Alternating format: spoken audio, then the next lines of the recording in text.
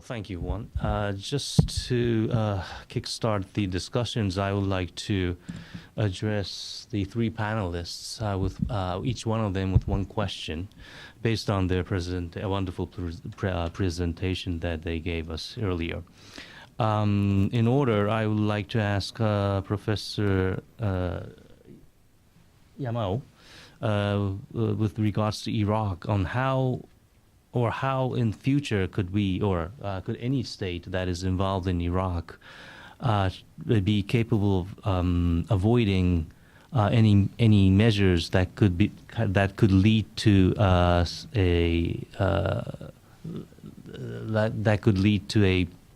a serious situation of sectarianism within Iraq to expand further? How could that be avoided?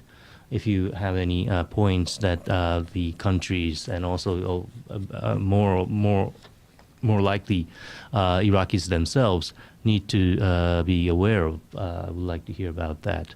And for Professor Sakai, I would like to ask about when you mentioned that during the regime change that occurred in 2009, when the DPJ took over from LDP, the conditions, the policy vis-a-vis the Middle East was quite, negligible, or at least it didn't exist which would mean that there were no state visits by our Prime Minister to the Middle East during the 3 years of their government. So I would like to hear what was the reason behind their neglect towards the Middle East in those years. And for Professor Alai, I would like to hear from you about the role of Oman when it comes to the mediating role that they have been showing for the past year or so with regards to the civil war in Yemen. There have been several meetings, I believe, that was sponsored by Oman. So how could that work, or what are their advantage that Oman has if a country like Japan is to learn from what we can do in Yemen? So in turn, I would like to first ask Professor Yamao.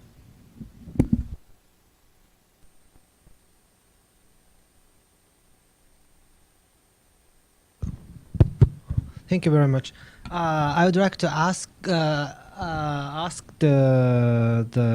same question to everybody, but I will try to answer. Well, it's usually said that in Iraq, the people coexisted with across the community of the sectarian groups, and there are a number of intermarriages in the history, and after that the moment that the difference of the sect or became important is after the under the Ba'athist or Saddam regime, there are a number of cases, and to use the sectarianism as a political reason. But after the war in 2003, there are some factors that promote sectarianism within the Iraqi society. But in my presentation, I pointed out that two major elements that promoted the strengthened the sectarianism. The first is the hostility or criticism of by the ISIS toward the Shia community, and second is the foreign intervention. So my answer will be to remove these elements that promote the sectarianism. So to reduce the force or influence of the ISIS. This is the first point, and second, to prevent the intervention from the neighboring country. This is the second point. sides of the Shiites or the side of the Sunnis? Both sides. Thank you. Professor Sakai? Question about the reason why during the period of the Democratic Party of Japan, there's no leadership in the diplomatic policy towards the Middle East. I think that it's not only the Middle East, but also in general diplomatic policy. The Democratic Party of Japan lacked. And it doesn't mean that the Democratic Party of Japan didn't have any diplomatic policy, but the point is that the priority that is of the Democratic Party of Japan used to have was to reform the relation between the politicians and the bureaucrat.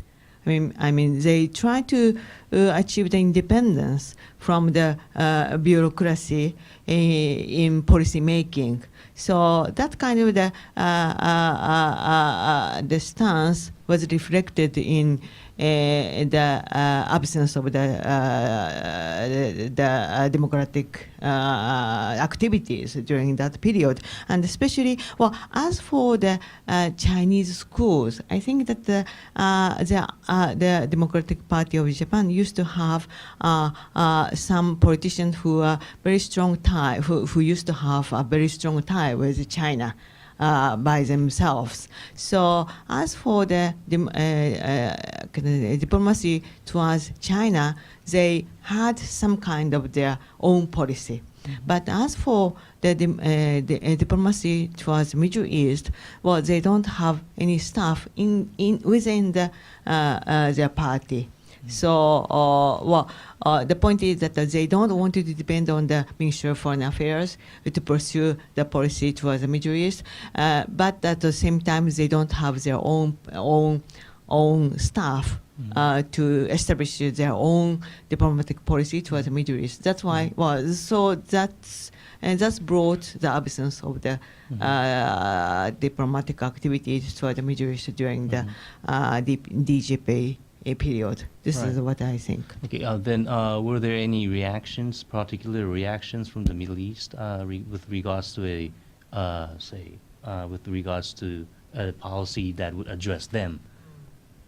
Well, I don't think that there is a strong reaction from the Middle East. Well, I mean, when I say Middle East, I'm mainly concerning about the Arab states, because I'm Arabist, so I don't know how was the reaction from the Iran or from Turkey. But as for Arab states, well, it is just after the Koizumi administration. So, the most of the Arab states were had kind of the disappointment. To the policy change, Japan's change, the policy change of the Japanese administration from to some extent from the pro-Arab policy to the pro-US policy. So I don't think that the Arab street felt some kind of the change from Liberal Democratic Party to the Democratic Party of Japan, but they just thought that the Koizumi administration changed their policy. Is it clear? Yeah. Thank you. And then to Professor Arai.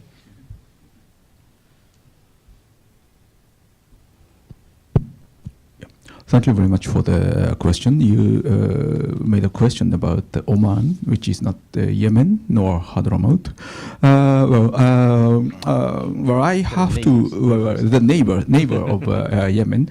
I have to admit that I know nothing about Oman. What Oman did during this process. Of course, there must have been some conference or the meetings and probably an attempt or to mediate. between the sections. Well, I would like to apologize for not knowing about that. But the advantage of Oman, I can think of is the sect they are following within the Islam. Because, well, first of all, I hate to describe the current problem in Yemen as conflict between the Shia and the Sunni. But if you use that structure to describe the current problem of Yemen, then Oman is in very unique place because Oman is not Shia nor Sunni. They are following the Ibadi, one of the factions of one of the sub-branch of the Khawarij sect. So if or when the people around the Yemen admits that it is Shia versus Sunnah, then Oman can mediate between them both because of their the sect they follow. They could be considered a sort of a neutral sect. Each of the three hate each other. Of course, yes. But if there is the problem between Sunnah and Shia, then the Khawarij or Ibadi can be a mediator. But I don't know. What's going to happen if that is the case. Yeah. Interesting. Yeah. May I ask Professor Cole to give us your insight on what kind of a role that Oman has been playing? Yeah, well, Oman has, among the Gulf Cooperation Council 6 members, Oman has been a maverick and hasn't lined up with, essentially there's a block of Saudi Arabia, the United Arab Emirates, and Kuwait, which have taken a very hard line against Iran and who view the Houthi rebellion as Iranian-backed. As you know better than I, it's not, or at least not significantly. I think they found evidence maybe Iranians sent $3 million to them, but most of they're an indigenous movement. Those 3 countries within the GCC have a very strong bloc. And they have strongly backed President Hadi. They turned against Ali Abdullah Saleh. In fact, put pressure on him. One of the reasons he resigned was Saudi pressure and so on. So Oman has refused to join in this internal coalition within the GCC against Iran, and has therefore attempted to play a mediating role between Hadi and the Houthis and the Saudis and the Iranians and so forth, and has been playing this role on a very large scale. So, for instance, again, this is Mr. Tanaka's specialty, but some of the American approach to Iran that resulted in the successful negotiations of the nuclear issue began with invitations to Muscat from the Oman side. So it is trying to mediate between the hardliners on the GCC, if you want to think about them as hyper-Sunni states, you could, and the Shiite Iranians and their various proxies. Thank you. So I'd like to open the floor for questions or comments for the rest of the... Oh, sure. First of all, thank you for the very informative presentations. I also noticed that the way most of the panelists today were pronouncing Arabic was very excellent, very impressive.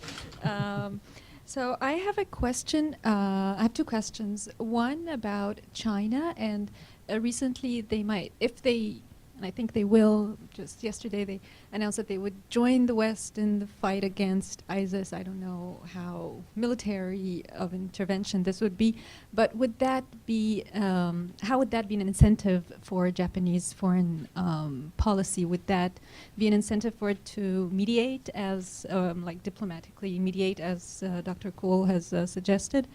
On the other hand, I was thinking about, I came because there was energy, politics, and culture, and I was interested in this cultural relationship between the Middle East and Japan.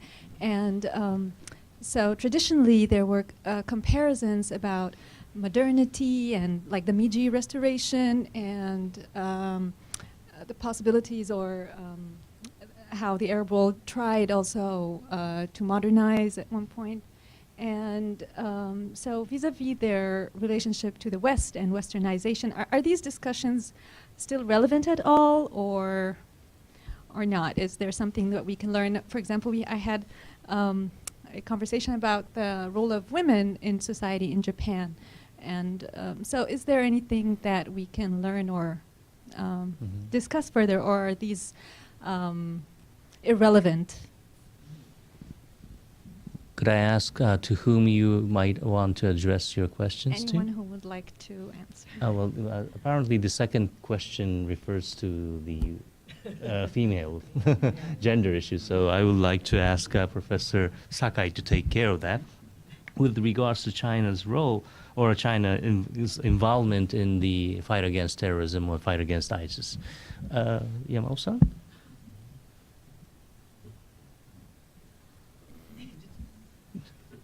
Or both of them. Well, I will speak in the end. So initially, I would like to ask either one of you to take care of it. Well, you asked the role of China in mediating the fight against terrorism? What? Role of Japan?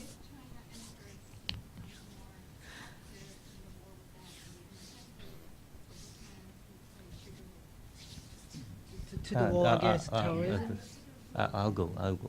Yeah, for the sake of time, let me speak. Allow me to speak. Sorry.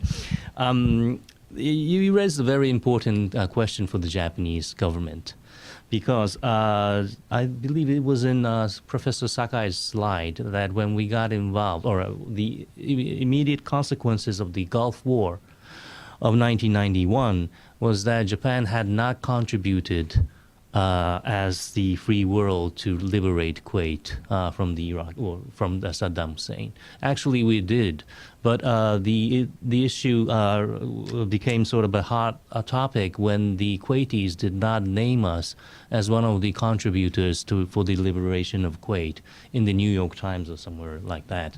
So ever since then, the foreign ministry and the government has been using this as a sort of a pretext or maybe a mantra to say that we need to actually contribute to the world order and the preservation of security or restoration of security, whatever you can call it.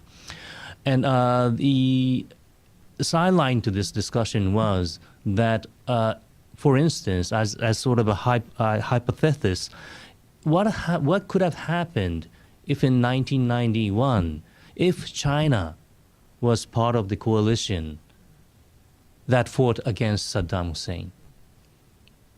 That was sort of a question that was constantly raised within the foreign ministry and also within the Prime Minister's office to see how or what sort of a role that Japan in the future conflict should assume or at least consider to assume. So now if the issue of ISIS, of at least containing or fighting against ISIS physically is going to be sort of a performance that the Chinese PRC is going to show in the eyes of the world and including us. I believe this is a guess, personal guess, but I believe that the Japanese government under Prime Minister Abe would start to, seriously consider dispatching the JSDF and having providing them some kind of a role in, if not active duty, but at least as showing a presence, or at least a sort of a boots on the ground, as somebody mentioned it. So it is a very delicate issue, but also a very strategic and fundamental issue that the Japanese government has been thinking about, or at least has been quite concerned about happening.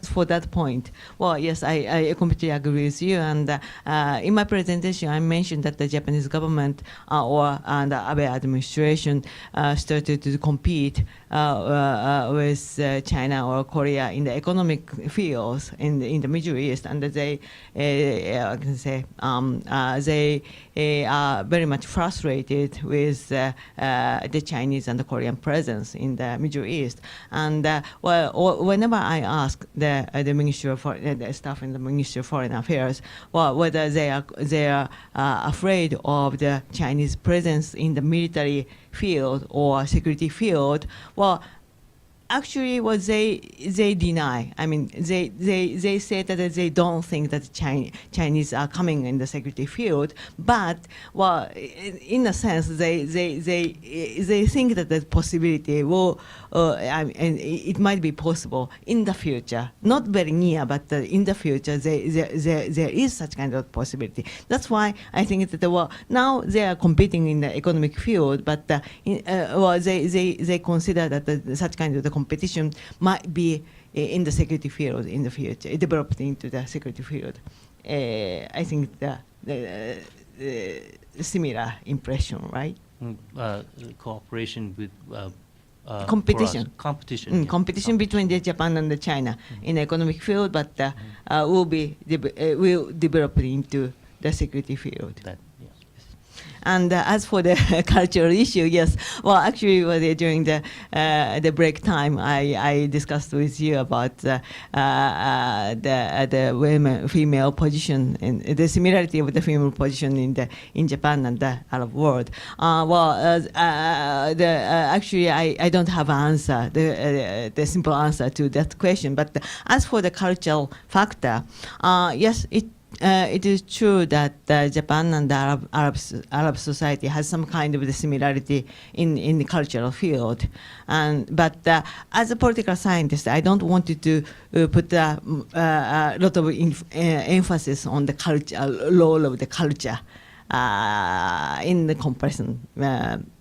And rather, I think it's better to compare the Japan and the Arab state from the historical point of view, and it is true that Japan and the Arab countries used to experience in the same stage of the process of modernization after the West. I mean, so they follow the West in the process of the Westernization, and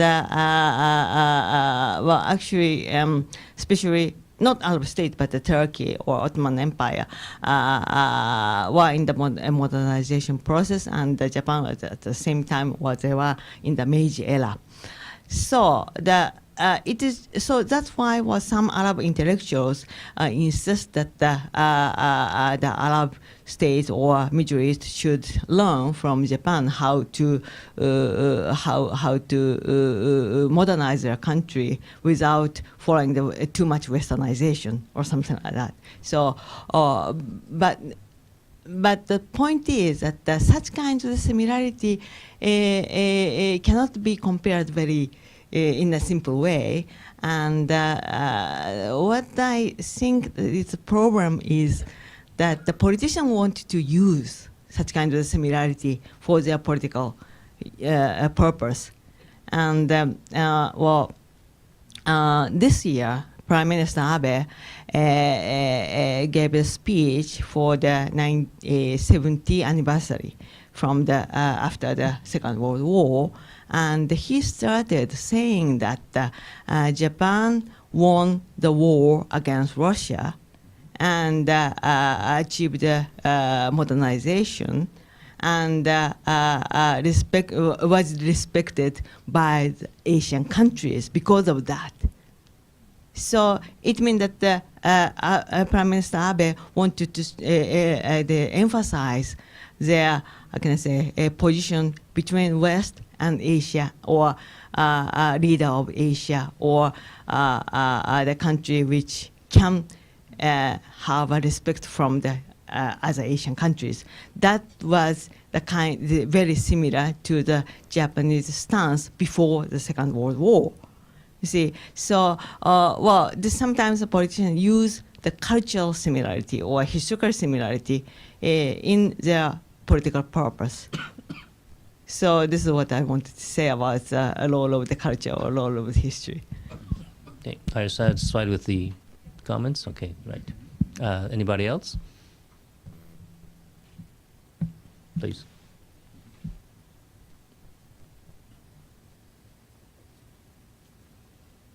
I just try to also to shed some light on the question for the Chinese in intervention or in engagement in the Middle Eastern region in terms of the Daesh.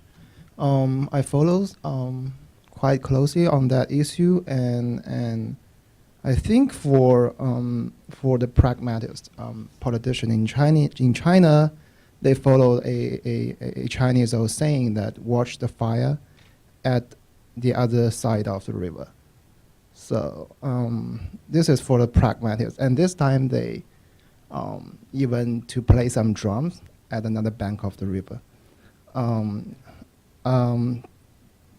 So I don't think the pragmatist politician in China will do something to fight against ISIS, because for the pragmatists, it's a strategically good thing for China, because it alleviates the pressure from the U.S.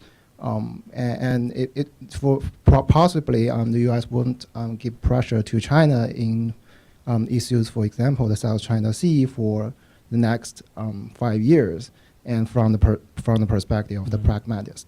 But however, not all politicians in China are pragmatists. There are hawks. There are some hawks who advocate a intense engagement in the Middle East, not only Middle East but also some part of the world, and also for Japan, there are hawks who do not like some aspect of the current policies in China. So for the hawks, they a little bit like neocons in the U.S.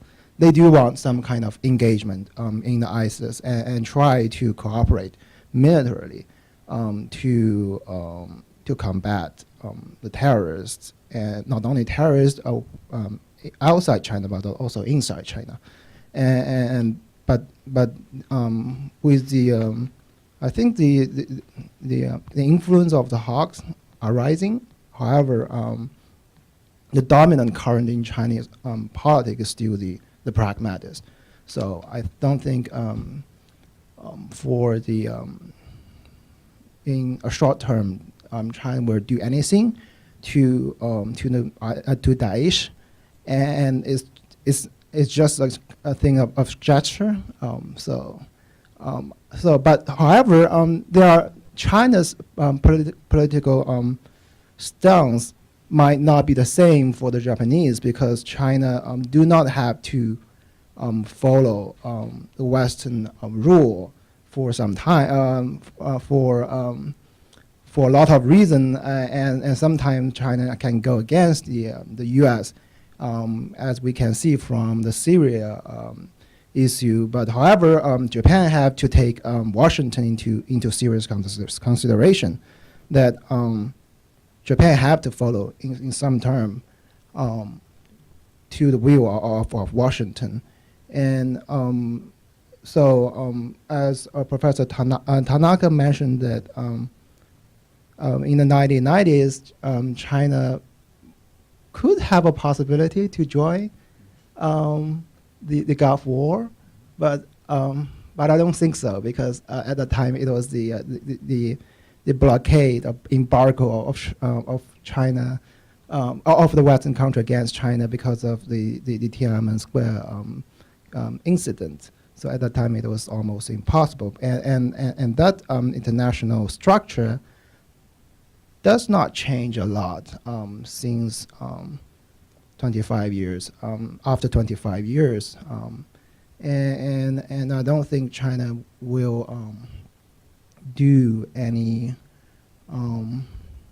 practical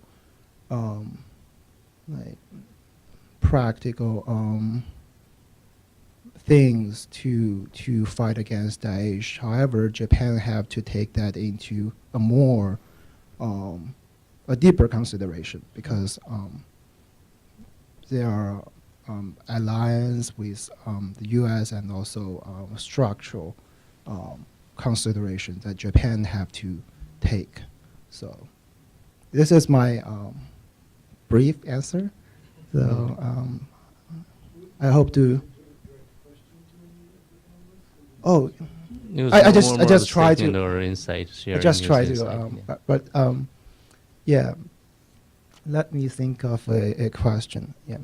If not, there are several others who are Yeah, waiting in I can line. think of it later soon. That wasn't a question. Yeah. I was just going to follow up on that, but it's not a question. The gentleman in the back, do you have a question? Oh, yeah. Is it a question? Yes, it is. Please. I've always kind of admired the Japanese foreign policy for a while because it seems like they always manage to get whatever they want from where in the world, and they always manage to sell their goods wherever they want to. And while they may not be friends with everybody, they're nobody's enemy. Am I missing something, or what's wrong with this policy? It seems like it's foreign policy done right. I admit I'm not an expert, but it just looks good. Can you comment on if that's accurate or not? Like that. Well, you have more experience than others. Well, I think it's a perception. Maybe it's right, maybe it's not that right. The idea or the perception that Japan was able to sell its goods wherever they wanted, I think ended in 1980s. With the trade dispute between us and the Europeans, us between the United States, even with the United States, was its height that we had to reconsider a lot of our policies and also our economic postures throughout the world. With regards to our, say, relationship, diplomatic relationship or a political relationship with others, I don't think that not much has changed. But the environment certainly has changed. Firstly, the end of the Cold War. Secondly, the rise of the Asian tigers, including China, and a lot of competition. And also, when the competition rose into a sphere of from the economic sphere and then moved into the political sphere, then the issues that had been kept in the closet after 1945 suddenly arose, or it started to emerge as an issue between us and our neighbors. So basically, I think I'm not blaming who started this or who is blamed to what, but it came with the economic developments of our neighbors, and then we started to react. And then the reaction went to the extremes because we have our own extremists and other countries have their own extremists. And from tit to tat, it went to the situation that we are today. Thank you. The comments? No, I was back on the China thing. Just for that, I mean, I think it is pretty unlikely that China would be sending troops to deal with the Islamic State. They don't. I mean, they've been a very limited part of peacekeeping operations up to this point.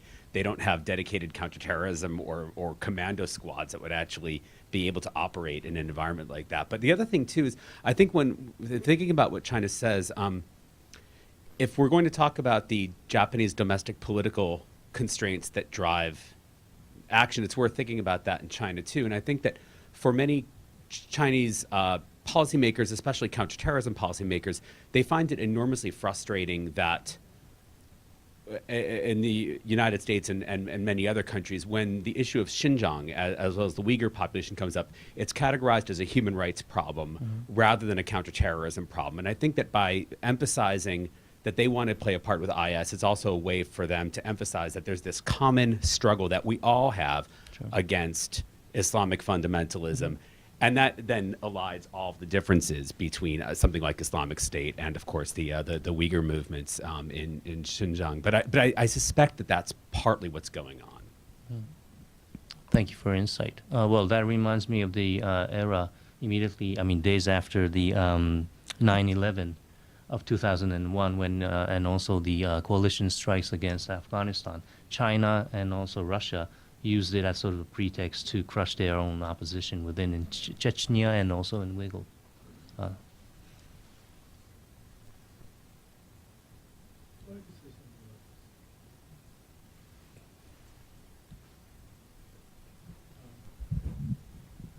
I think the Chinese so far have avoided very many entanglements in the Middle East, although, of course, they're very heavily dependent on Middle Eastern petroleum. But the real arena in which they've become more active is Africa.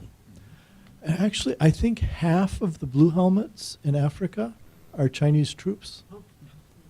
So I think they're playing this kind of peacekeeping and expeditionary role under a UN umbrella, so that it doesn't look like Chinese imperialism, or at least it doesn't look like that on the surface, in Africa. And I think they also are doing it for strategic purposes, in hopes that some of those countries where they're playing that role will reciprocate with trade deals and so forth. And so one wonders whether eventually this kind of activity won't extend to the Middle East.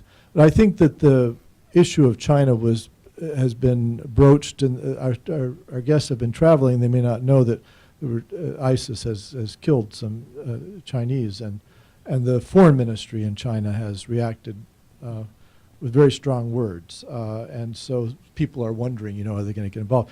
They did offer Baghdad some military weaponry, and I don't know if they ever followed through on it, or if Mr. Obama called Haider al-Abadi and said, "Don't you dare," or what. But every once in a while you see this kind of slight movement towards more involvement. And of course there are Uyghur units fighting in Syria as well as in Afghanistan. And the U.S. In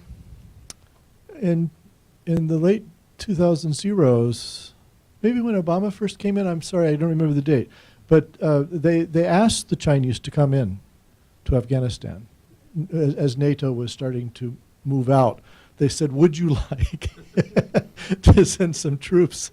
And the Chinese said, "No, thank you." It was, because they have developed a copper mine there, and they have interests, economic interests in Afghanistan beyond just the Uyghur issue, but they weren't willing to bear the infrastructural costs of military engagement in a place like that, and I think quite wisely so. So I agree with the general tenor of the room that I'm hearing, that probably this is rhetoric. It's a little bit maybe like Mr. Abe's rhetoric. It's very easy to denounce terrorism and say we're going to fight it all over the world, and then if you look at, as Xiaoye was saying, if you look at what's being done pragmatically, maybe not so much. And I think there's a lot of free riding on NATO in this regard. And the one big change geopolitically now is that Russia seems to be changing its post-Cold War stance that was typical of the 1990s and early zeros of avoiding entanglements abroad. So it's made this major intervention in Syria. And I think that actually lets the Chinese off the hook, because they can just forward it to Mr. Putin, who seems to be happy enough to have it. And so forth. So, but I think that over time, you could imagine some concern about if China started to deploy the kinds of diplomatic, military, and economic tools that it has applied to Africa, to the Middle East proper. I can only imagine that this is going to raise some concerns in NATO and in Japan. Thank you. It's about the time I'm concerned about. It's 5 o'clock now. The scheduled time, I believe, was till 5. Yes, if there are no... We're kind of at time, yeah. Yeah. Is everybody... If there's something urgent, however, we're not in a huge hurry. they seem to be satisfied. Okay. Well, thank you all for joining us today, and thank you for the discussions. Thank you for the panelists, Thank you very much. and thank you, Juan. And let's also have a round of applause for Beth Duttridge yes. Corp, who, Thank you, without Beth. whom none of this would have happened.